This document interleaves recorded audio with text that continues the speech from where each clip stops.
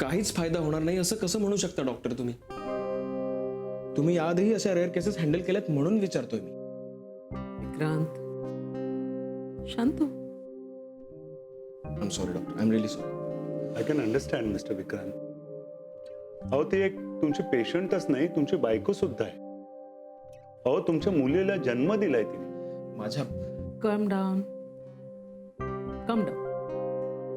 मला सांगा, त्यांची तब्येत आधीपासून अशीच आहे का? खरं तर नाही, म्हणजे प्रेग्नन्सीच्या सुरुवातीच्या काळात होती, पण नंतर बऱ्यापैकी नॉर्मल झाली ती. त्यामुळे आम्हाला असं वाटलं की होईल डिलिव्हरी नॉर्मल. मॅडम जर पडल्या नसत्या तर असं नसतं झालं. एक्झॅक्टली, निव्वळ पडल्यामुळेच आज ही अशी सिच्युएशन आलेली.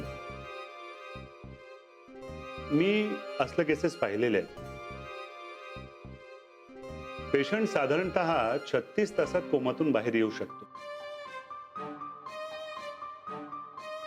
आपण 36 तास वाट बघूया. Let's be hopeful. पण त्यानंतरचे 3-4 दिवस आपल्याला अत्यंत काळजी घ्यावी लागणार आहे. अगदी डोळ्यात तेल घालून सगळ्यांना त्यांच्याकडे लक्ष ठेवावं लागणार आहे. डॉक्टर विकास, मॅडम मोनिका मॅडमना आत्ताच्या आत्ता ICU मध्ये शिफ्ट करायचं ओके. आणि तुम्ही तिथेच थांबायचे. तुम्ही तिथून कुठेही जायचं नाहीये. Okay, move fast. Mr Vikrant, मी याही पेक्षा सिरियस केसेस हँडल केलेले आहेत. तुम्ही मगाशी चिडलात. Doctor, I am really sorry. नाही नाही, बरोबर आहे. प्रयत्नांचा फायदा नाही असं नाही. आपण प्रयत्न चालू ठेवूया. पेशंट कधी पॉझिटिव्ह रिस्पॉन्स देईल हे कोणालाच सांगता येणार नाही. एक्झॅक्टली विक्रांत. Be positive. आपल्याकडे 36 तास आहेत. आपण सगळ्या पॉसिबिलिटीजचा विचार करूया. Excuse me ma'am, I am sorry to disturb you, पण मानसी मॅमच्या आजोबांना चक्कर आली आहे.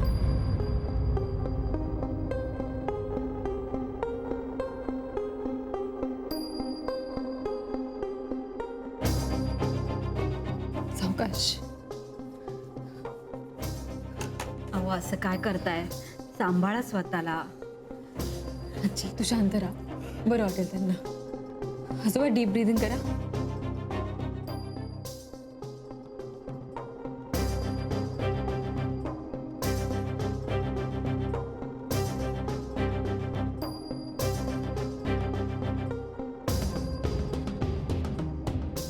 आजोबा तुम्ही काळजी नका करू.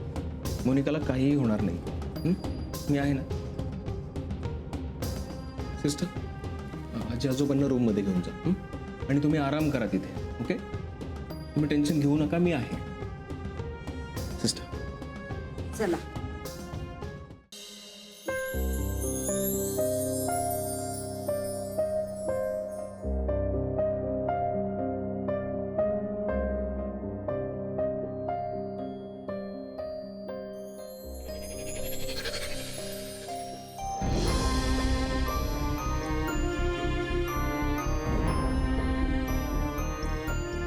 मला सांग, त्या मुलाचं काय करणार आहेस तू नंतर? तू सांभाळणार आहेस? लग्नाच्या 1 दिवस आधी तू मला सांगितलं होतंस हे तेच मुलं आहे ना मोनिका? आईला बरं नाही की नाही म्हणून झोपली आहे.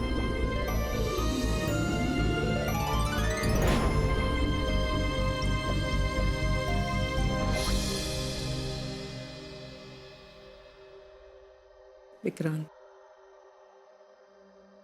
तो डॉक्टर विकास ना, मी घरी पाठवलं त्यांना, कारण त्यांना कशाला त्रास. म्हणजे रात्रभर तू जागा आहेस? हो. मानसी येईल आत्ताच, मग मी घरी जाऊन येईन. तुझ्यासाठी सँडविच आणि कॉफी ठेवलेली आहे, ती खाऊन घे. विक्रांत, डॉक्टर म्हणून बोलत नाहीये, विक्रांतची आत्या म्हणून सांगते. आत्या मला काहीच जाणार नाही. तुला भूक लागली? माझी भूक मेली आहे आत्या. आत्या, आता हिच्या शेजारी बसून मला नेमकं काय वाटतंय? हे मी तुला नाही एक्सप्लेन करू शकत. एक बायको म्हणून जरी मला तिच्याबद्दल काही वाटत नसलं ना, तरी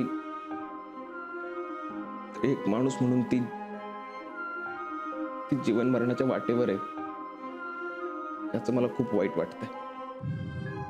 मला वाईट वाटतंय ते डॉक्टर म्हणून वाटतंय की तिचा नवरा म्हणून वाटतंय, ते मला नाही माहित. आता माझ्या डोळ्यासमोरून सगळे प्रसंग गेले, लग्नापासून सगळे प्रसंग संपले. मग मी डोळे घट्ट बंद केले, खूप चिडलो. आणि जेव्हा मी डोळे उघडले ना, तेव्हा मला मोनिकाचा चेहरा दिसला. आणि मग त्या बाळाचा चेहरा दिसला. मला माहित नाही का, पण मला त्रास होतोय आत्या. नवरा, हे डॉक्टर, यापेक्षा तुला त्रास होतोय म्हणजे माणूस म्हणून तू जिवंत आहेस, हे महत्वाचं आहे.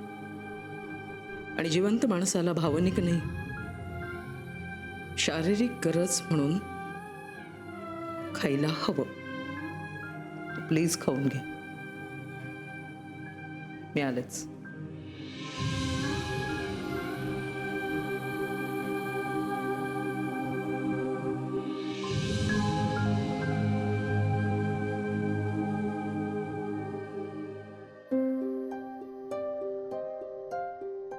त्याला आलो रिक्षापर्यंत सोडून. मला माहित आहे तुला आता या विषयावरती बोलायचं नाही, तेवढा तुझ्याकडे वेळ नाही. पण त्याला बघितल्यानंतर माझ्या मनात पटकन काय विचारायला सांगू. तुमचं काय बोलणं चाललं होतं मला माहित नाही. तसा माझ्याशी त्याचा संबंधही नाही. पण मानसी मुलगा चांगला आहे, खरंच चांगला आहे. मला माहिती आहे अजून कशात काही नाही, आणि अचानक तो आपल्या घरी आला म्हणून तू ऑकवर्ड झालीस, बरोबर. तुला त्याचं अचानक येणं दिसलं, पण त्याच्या मागची काळजी नाही दिसली. हाक मारल्यानंतर मित्र येतातच, पण काही मित्र असे असतात जी हाकेची वाट बघत नाही. काही वेळ तो आगाऊपणा वाटतो, पण त्याच्या मागे फक्त काळजी असते. तुला त्याच्याबद्दल कदाचित काहीही माहिती नसेल. पुढे तुझा तो कोण होणार आहे हे सांगता येणार नाही आत्ता. पण एक गोष्ट लक्षात ठेव, आज तो तुझा मित्र आहे. उद्या त्याच्याशी तू नातं जोडू शकली नाहीस तर हे असलेलं नातं तोडू नकोस. त्याला हो म्हणायचं की नाही हा निर्णय मात्र फक्त तुझा आहे.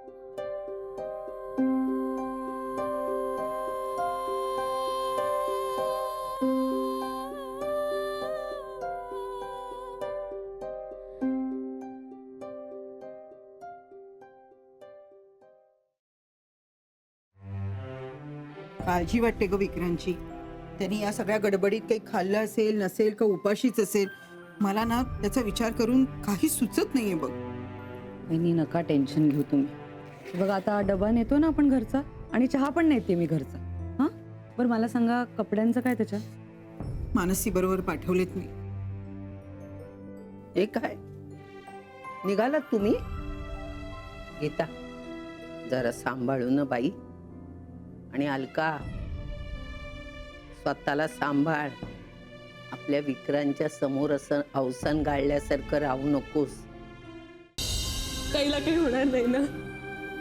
मला खूप भीती वाटते विक्रांत, सांग ना. तू ठीक आहेस.